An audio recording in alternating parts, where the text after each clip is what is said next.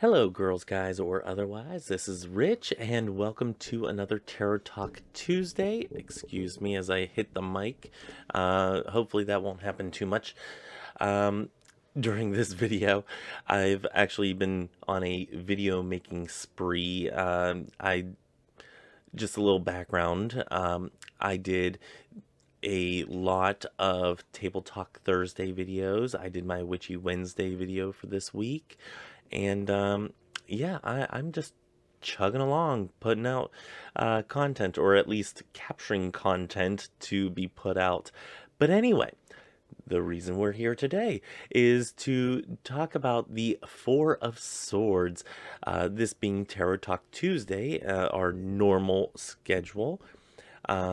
Last week, you guys saw the New Orleans Oracle, and from what Arwen Lynch was saying, Arwen, but the Tarot by Arwen. If you are not subscribed to Arwen, I do suggest that you subscribe. Um, she has a deck that just came out of I can't remember exactly which one it is, but it has I think it's called the Pierce Tarot or something like that, something along those lines.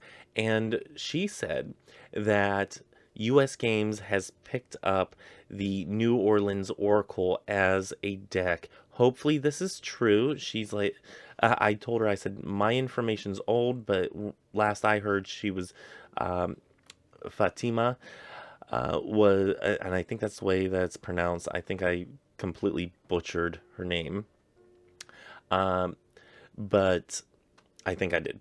Anyway, that they were in talks of doing an Oracle deck through U.S. Games, and Arwen was saying that she thinks that they got picked up by U.S. Games, so hopefully that is the case, and you can get your copy of the New Orleans Oracle. But we discussed that last week. If you missed it, go back and then come on back, or go there afterwards. Anyway, excuse me. We are discussing the Four of Swords today, and let me just go ahead and get the image pulled up here. Boom, there we go. And I'm going to be reading off of my screen is over here, so if you see me looking over here, that's because I'm either making sure that I'm still in the screen, that you guys aren't getting the glare from my glasses and the ring light, that sort of thing.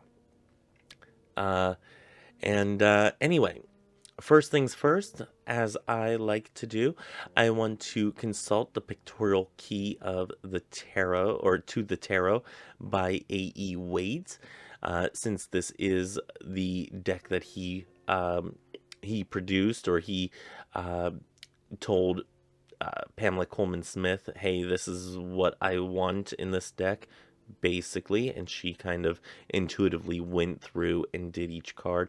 I don't think she gets enough credit for the illustrations in it, because that is let's face it, the reason that people pick this deck.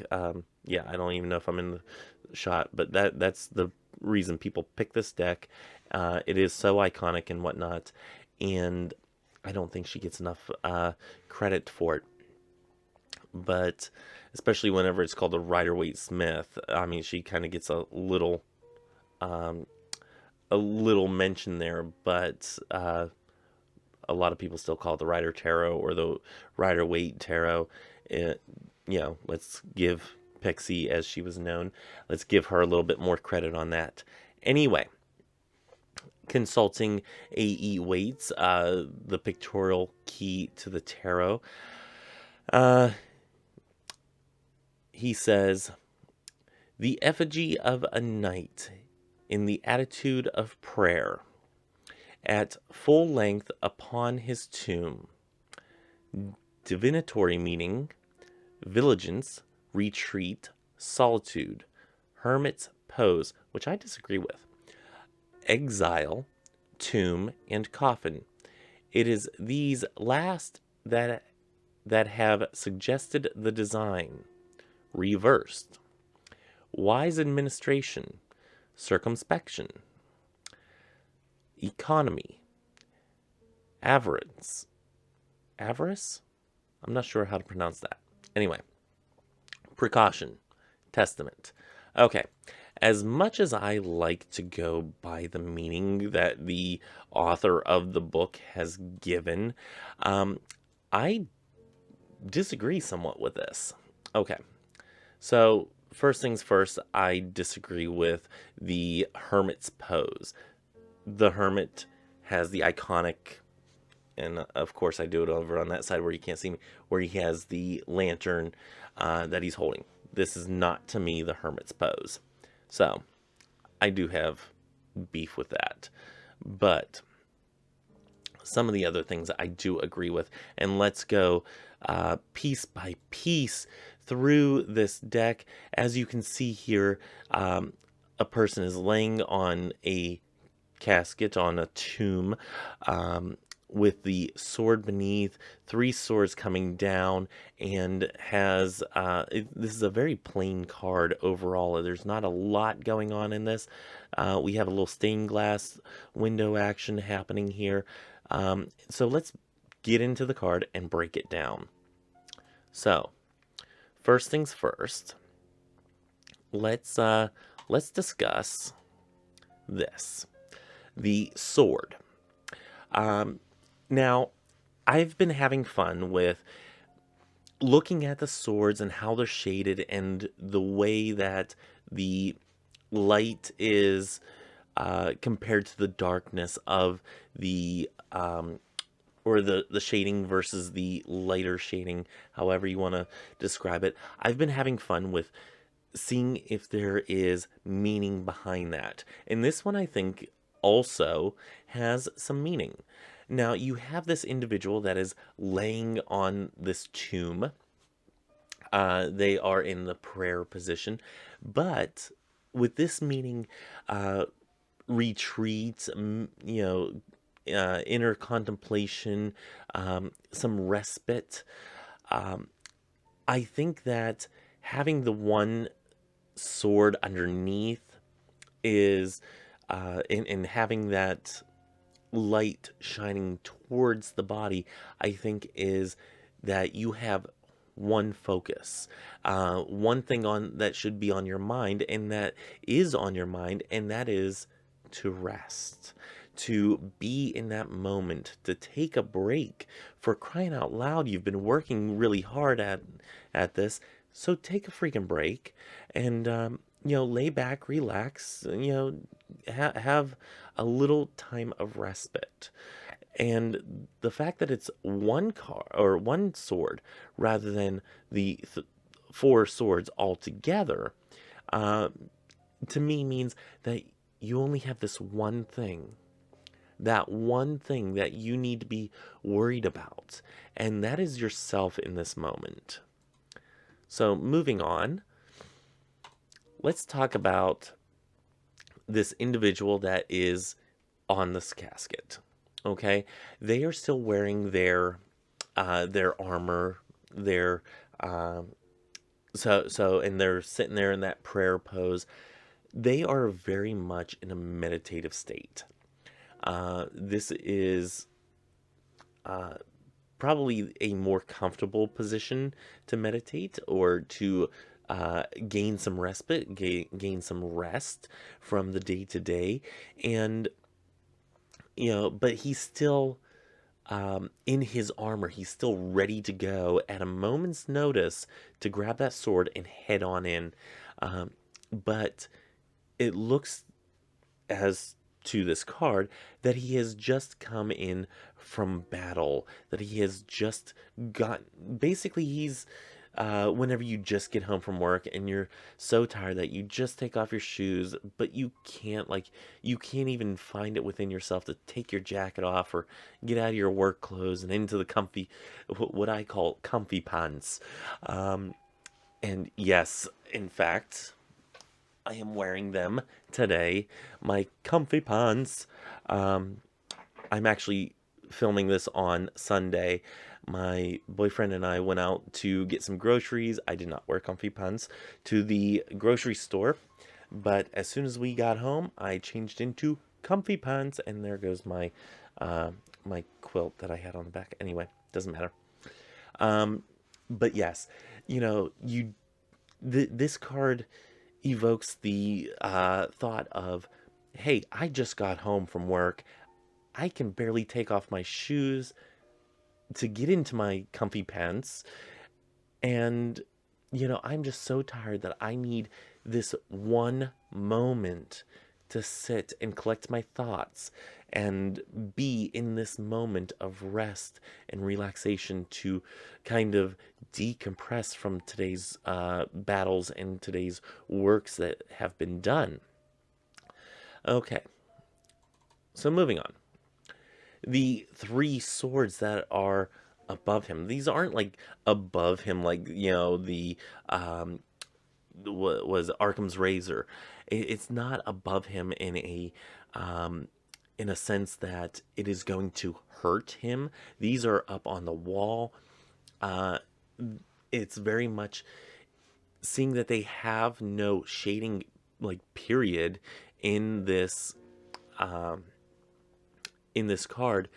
I would say that these three swords are kind of there just like at the ready if needed, but really, since they're not a forefront as the first card or the first sword is, the one that's right underneath them, um, since it's not at the forefront and it's kind of given a in the back, no big deal type of thing, these are things that are playing on your mind that just need to kind of be put up for a minute. They need to be put on the shelf, kind of forgotten about, needs to not be even thought about in this mindset right now. And that's what these three swords are. So, let's move on to, whoops, wrong one. And I'm leaving that in there, I don't care. Okay, the stained glass. Now, the pictorial key, I don't think it doesn't mention it in this one. Now, I've seen some things say that this is a mother and a child. I don't think so. I think it looks a lot more like the Six of Pentacles. Yes, the Six of Pentacles also kind of looks like the Five of Pentacles too. However, some of the things that I was reading was that this is a mother and child. It could be depicted as Mary, but the individual, the smaller person that looks like a child, um, actually looks like they're begging. So if this is in fact like a Mary figure, maybe she's handing out blessings, and maybe this is what you are gaining this relaxation for, is to receive these blessings. Um, if you see it as the Six of Pentacles, the giving card, the charity card, it could be that you are that child receiving these blessings, receiving these alms as a charity, through having this rest. And whatnot. So, I mean, there's many ways that this stained glass can be seen, and for me, it's very much a picture of somebody giving something to somebody else. This could be Mary. It could be just a fortunate individual giving something to a less than fortunate individual, and I think that plays hand in hand with the knight getting their rest in and of themselves. So going back to the full card, um, whenever you have this card show up, um, I would say that this card is telling you that it is time to take a freaking break. You have been working hard. Maybe if this is a relationship reading, maybe your relationship has come to an end. Maybe that's it. And this is saying that you need to take a break from dating right now. If this is in a financial reading, because I do love to talk finances, but no financial expert. Just going to put that out there. If this is coming in a financial reading, I would say that this is the time to take your money and maybe put it away for a little bit, not make any extravagant spending decisions. Um, just take a break for a little bit from trying to, if you have your own business, from trying to overstep your means. If you are working for somebody else, maybe take a break from large spending because of something else that might come down the road. This could be my own anxiety talking, so always use your own intuition with this. If this is, let's see, what other kind of reading could we have this in? The what do I need to know right now type of reading. This plainly tells you it is time to sleep, time to rest, time to meditate, time to gather your thoughts and be in that moment with the thought of re-energizing yourself. Um, Maybe you have been too involved in so many other groups. Maybe this is the time, and this card is telling you that you need to take the time for yourself, for some self-care. Now, with there being a pandemic going on, and people are doing everything virtually and whatnot, if you are scheduling meeting after meeting after meeting through Zoom, this card may be telling you, you know what? Let's can you push that off another day? Can you schedule it for another day? Because this is a day that you're going to need to rest because you're going to be wiped out and you're going to overextend your means as far as your own personal energy supply. So, this card in and of itself is all about rest, respite, sleep, re energizing that battery of yours before you go on. Um, if this comes in as a reversal, I would normally see that as you're not getting enough rest, sleep, respite. You're not getting enough of this introspective time of sitting in that way that you need to with your own thoughts and ideas and emotions and evaluating yourself. You're not giving yourself that self-care. So to me, that's what this Four of Swords would mean if it comes in reverse.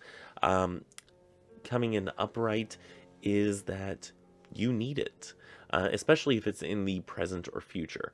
If it's in the past, maybe this is saying that, hey, you've had your time of respite, of sleep and rest and relaxation and gathering your energies and recharging that battery, and now it's time to go. It's time to go out there and get things done and, kind of slay the dragon as it is.